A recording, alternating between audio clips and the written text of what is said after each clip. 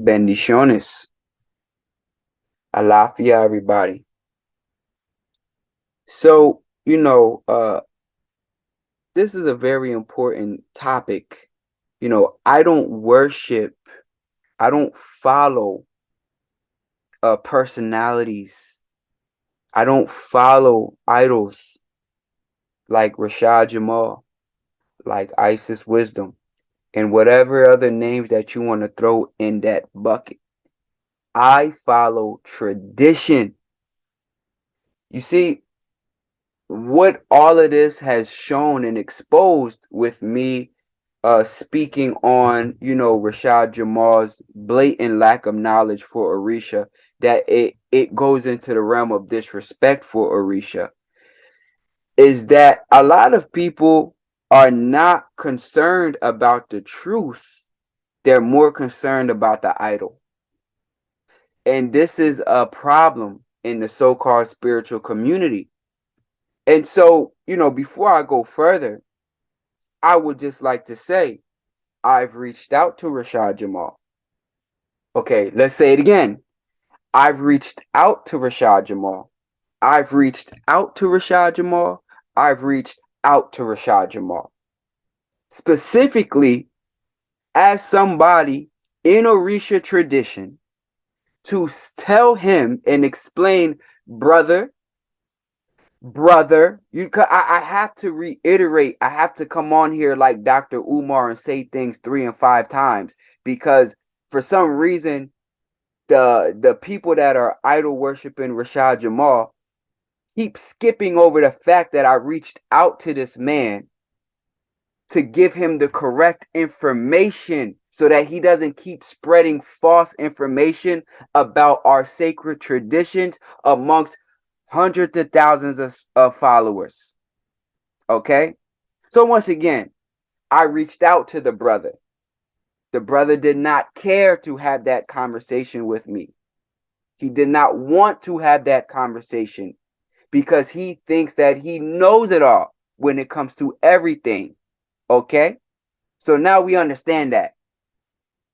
Now we understand that not only is this misinformation, but it was misinformation backed by arrogance and ignorance. Okay?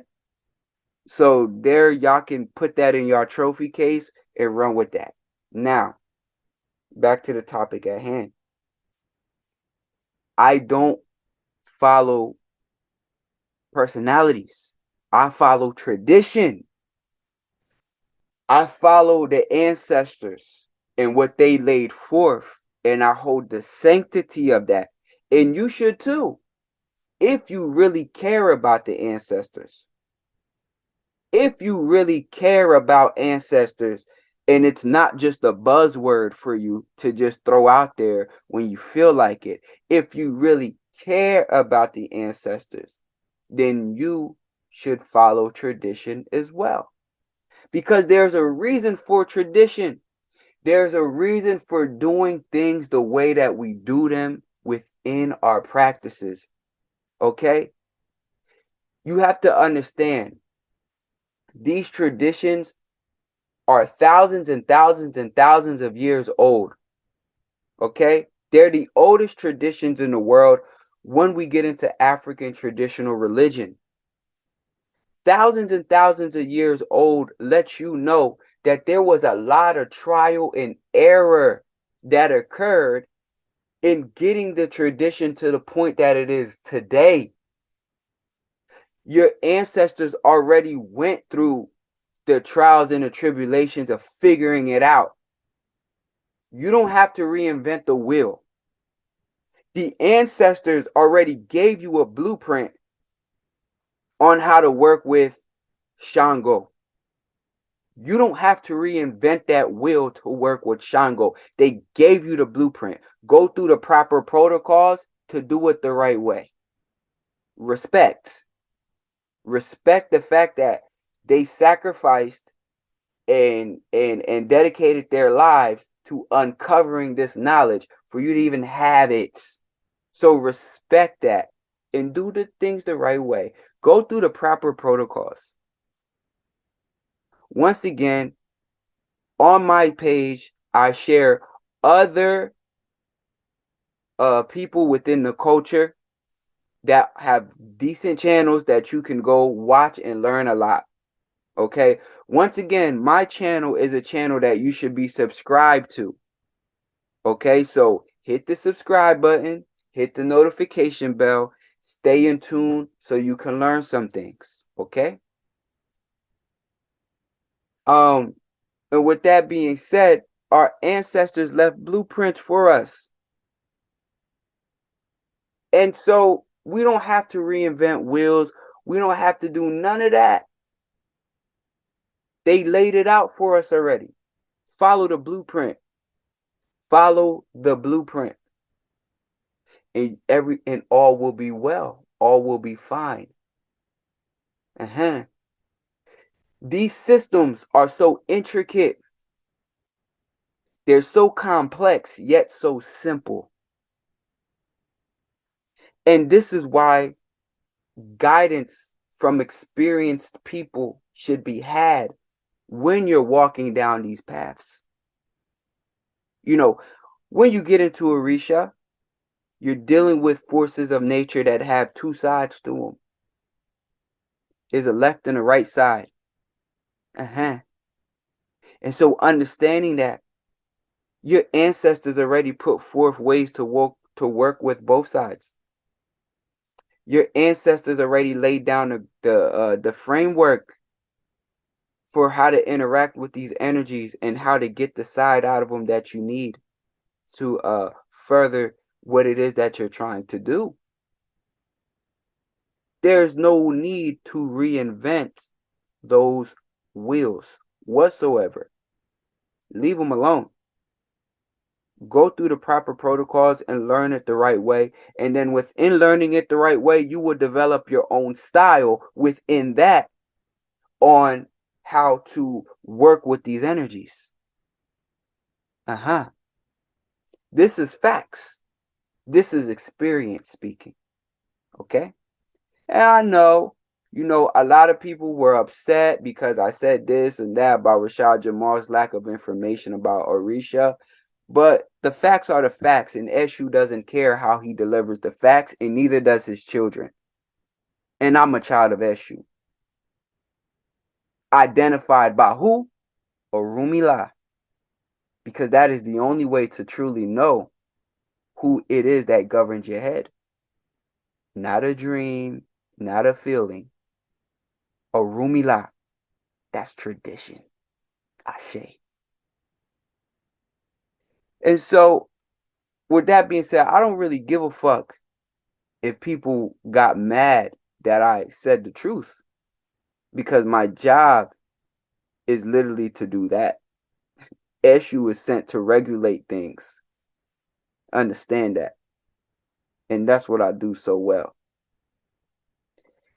And so, with that being said, you guys should not follow personality, follow tradition. If you follow tradition, you will never be lost. When things like this happen and your leaders get locked up, if you are following tradition, you will never be lost. Tradition will always guide you. And you can have leaders within tradition. Yes, you can. This is what priests are for and certain elders and things like that. But if you lose that one elder, you still have the tradition. That's the key. You still have the tradition. You see, when you follow a personality, when something happens to that personality, the movement stalls. When you follow tradition, it always lives on. It always continues. Ashil. This is what people have to understand. Y'all got to stop personality worshiping, celebrity worshiping, idol worshiping. That is really what idol worshiping is, what you're doing. I don't worship idols. I follow tradition. If you follow tradition, you will always be on a path. But when you follow false prophet people, you will find yourself lost in defending utter fuckery. This is true. This is true. You got people sitting here defending the misinformation of Orisha. That's disrespectful to ancestors that spent thousands and thousands of years to compile that information for you, your ungrateful ass to get on this app and spread misinformation. You know what misinformation is? Lies. So you spreading lies on a sacred tradition. No good. What do you think will come from that, huh? This is what I'm trying to tell you. I have to put it in these words so people can get the point. So people can get the picture. Stop disrespecting the traditions. Take time to learn the traditions. Take time to walk it slow and do things the right way. There is no shortcuts in African spirituality. There's really not. There's really not. African spirituality is a journey. When you get into specifically Ifa, it is a lifelong journey. It is a journey of destiny. It is a journey of fulfilling destiny. And you're not going to fulfill destiny in 6 months. You're not going to fulfill destiny in a year. You're not going to fulfill destiny in 2 years. You're not going to fulfill destiny in 3 years. You fulfill destiny over a course of what? A lifetime. So there's no rush. There's no rush for you to learn things the correct way. There's no rush for you to learn from people like me and other great content creators that speak on Orisha tradition. There's no rush. There's no rush. And it's a beautiful journey when you take your time. When you take your time to really soak it in and really learn, it's such a beautiful journey. Oh man, I study Ifa. I study Ifa every day, oh. And even my Babalawu, he study Ifa every day. And this is a man that's initiated into like 3 different Orisha cults, because in the tradition we use that word, cult. The cult of Oshun, the cult of Yemoja, the cult of Shango, the cult of Egungun, because they're secret societies. They're open secret societies because they're there, but you don't know what they're about. You don't know the inner workings. These are ancient secrets. But even my Babalawu, initiated into Anya, the drums, the secrets of Orumila as a Babalawu, because a Babalawu is very specific to somebody that's initiated into the mysteries of Orumila. And my Baba is also initiated into a Gungun. And even he studies Ifa every day. Elders that are in their 70s study Ifa every day. Elders that are in their 70s that I know that were born in the practice at 3 days old got Nsentaye, and they're still studying Ifa at 70 years old. This is a life journey. This is a life journey. And because it's a life journey, you have to follow tradition and not follow idols and personalities, because those idols and personalities will fade away. The tradition will not. The tradition will always be there. You see, if you don't take matters into your own hands and further your studies, those people that you personality worship, they are not going to stand the test of times anyway. Let's just be real. Even when It is a person that knows what they're talking about. Are they going to be there every step of the way? No. The only thing that can be there every step of the way with you is your own Ori, your own head. Your own Ori can be there every step of the way.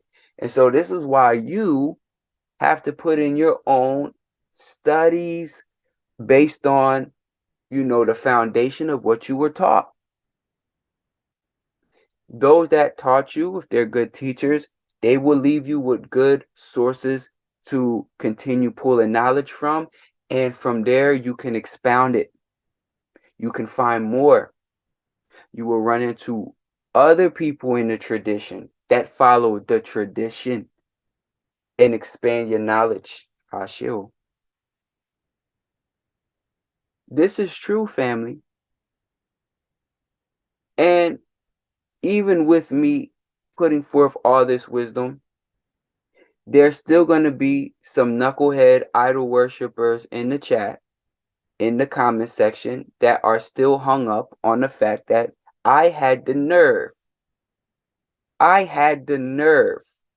of being born into this tradition to correct somebody that was not born into this tradition, that newly came into this information and that was spreading wrong information. And they're going to come talking shit to me.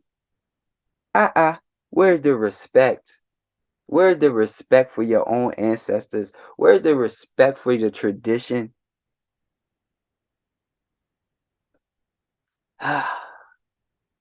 And thus is life in the duality of it all. Because in the same comment section, there will be people that thank me, and there will be people that appreciate the information that I put out. And I'm grateful for that. Ashe. And to those people, do not be discouraged about your journey, because Ifa is very big and it's intimidating. Even for a Babalawu, even for a newly made Awo, it's intimidating. But you consume Ifa just the same way that you consume a rat head, one piece at a time. That's a little African proverb. How do you consume a rat head? One little piece at a time. Because you cannot, you eat a whole rat head, you would just throw it up. How do you eat a rat head? One piece at a time. And so with Ifa, there's another proverb that goes, how do you eat an elephant, right? One piece at a time.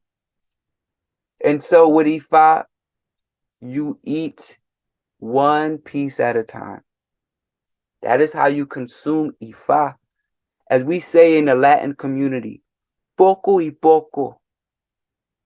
Or they say in Nigeria, small, small. Small, small. You eat it a piece at a time. And over time, you will consume a whole lot of it.